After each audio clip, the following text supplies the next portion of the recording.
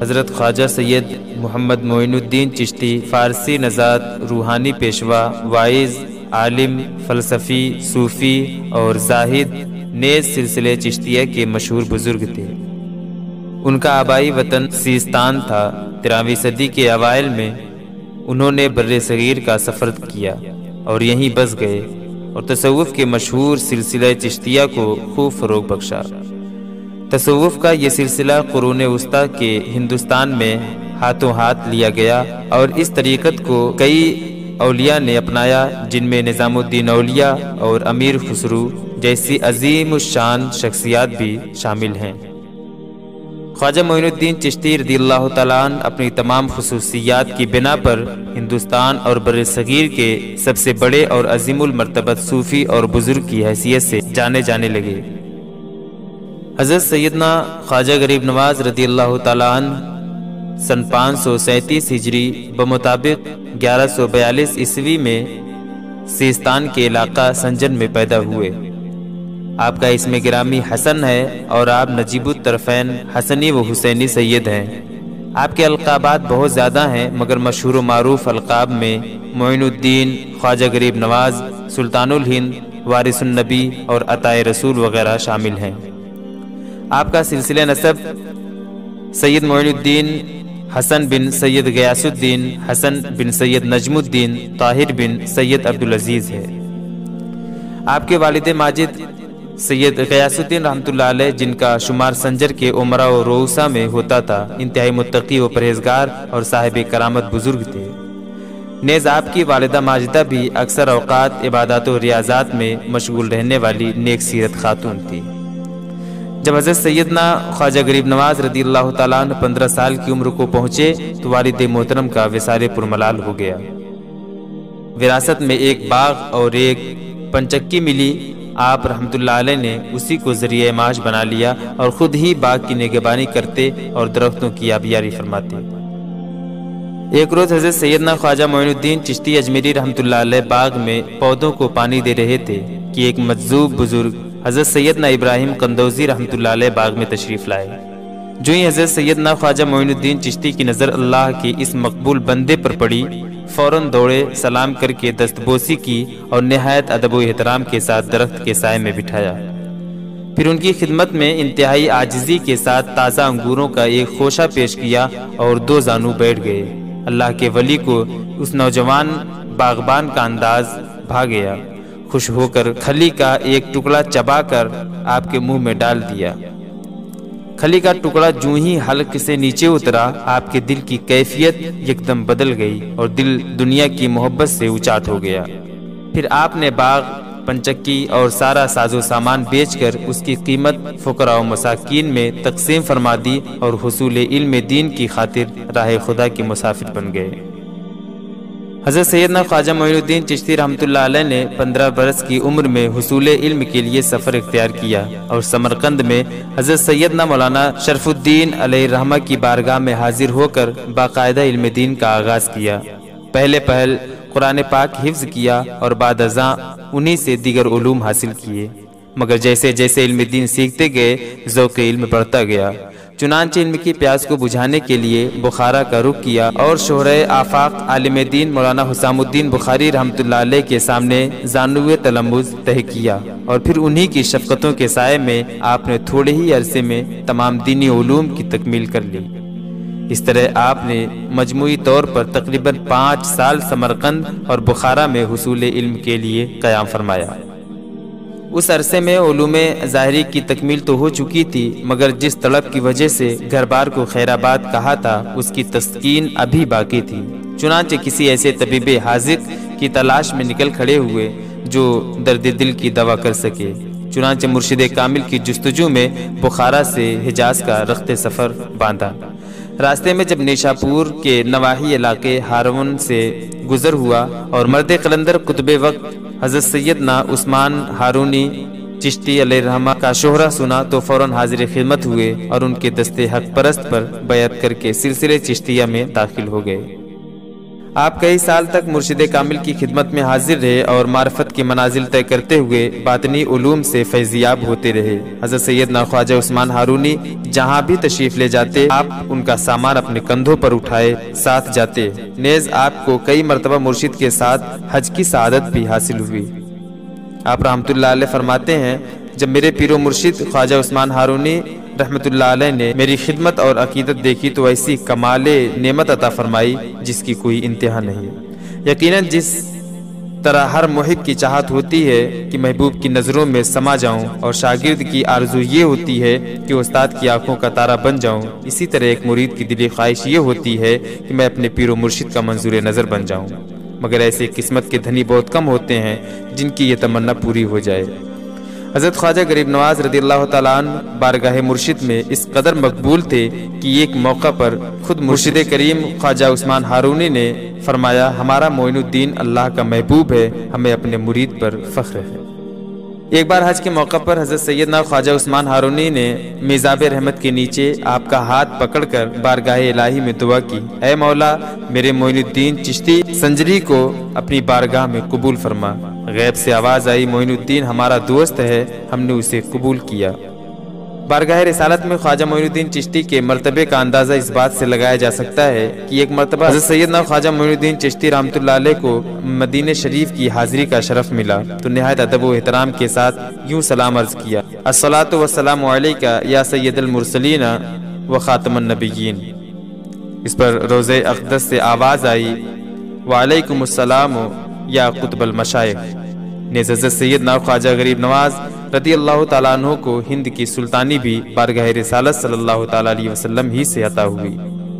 حضرت سیدنا خواجہ غریب نواز حسن سنجری رحمت اللہ علیہ کو مدینہ منورہ کی حاضری کے موقع پر سید المرسلین خاتم النبیین صلی اللہ تعالیٰ علیہ وسلم کی طرف سے یہ بشارت ملی، اے معین الدین تو ہمارے دین کا معین ہے، تجھے ہندوستان کی ولایت عطا کی، اجمیر جا، تیرے وجود سے بے دینی دور ہوگی اور اسلام رونق پذیر ہوگا۔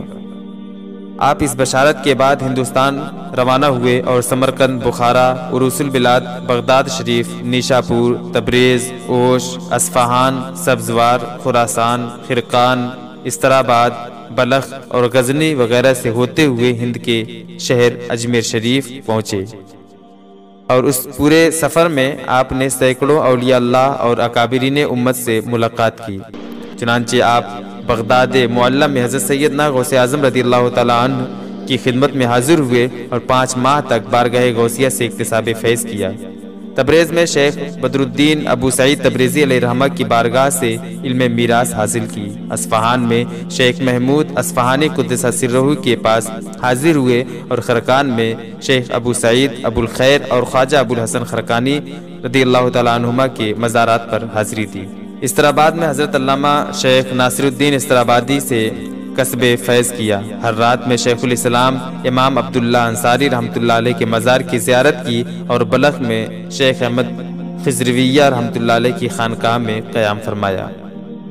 اسی سفر میں آپ رحمت اللہ علیہ نے حضرت داتا گنج بخش سید علی حجویری رحمت اللہ علیہ کے مزار اقدس پر نہ صرف حاضری دی بلکہ مراقبہ بھی کیا اور حضرت سیدنا داتا گنج بخش علیہ رحمہ کا خصوصی فیض حاصل کیا۔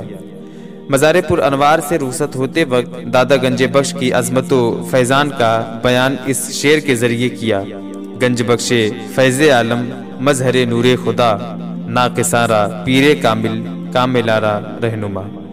یعنی گنج بخش داتا علی حجویری رحمت اللہ علیہ کا فیض سارے عالم پر جاری ہے اور آپ نور خدا کے مظہر ہیں۔ آپ کا مقام یہ ہے کہ راہ طریقت میں جو ناقص ہیں ان کے لیے پیر کامل اور جو خود پیر کامل ہیں ان کے لیے بھی رہنما ہے۔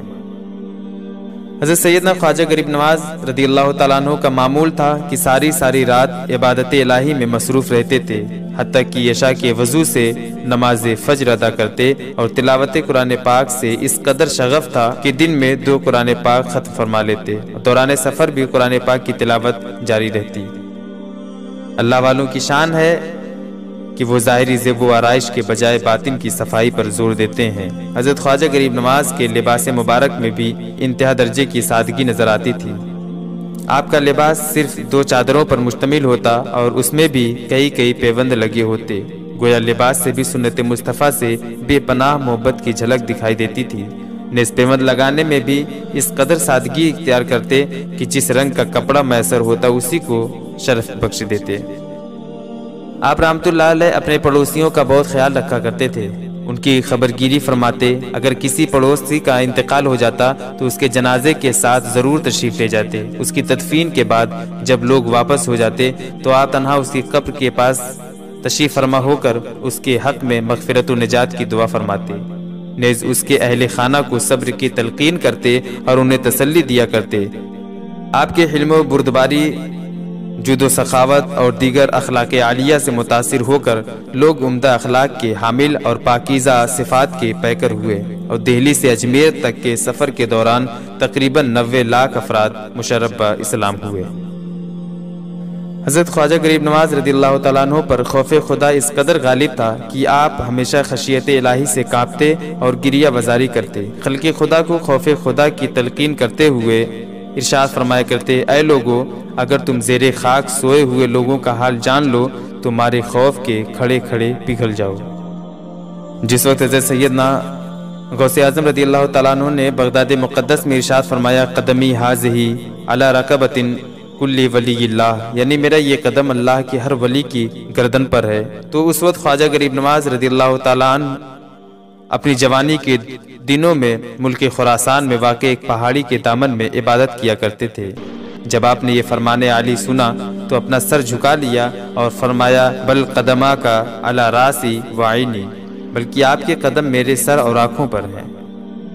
ایک بار خواجہ غریب نواز مکہ مکرمہ کی نوبار فضاؤں میں مراقبہ کر رہے تھے کہ ہاتف غیب سے آواز آئی، مانگ کیا مانگتا ہے؟ ہم تجھ سے بہت خوش ہیں، جو طلب کرے گا پائے گا۔ عرض کی، یا الہی میرے تمام مریدوں کو بخش دے۔ جواب آیا، بخش دیا۔ عرض کی، مولا جب تک میرے تمام مریدین جنت میں نہ چلے جائیں میں جنت میں قدم نہ رکھوں گا۔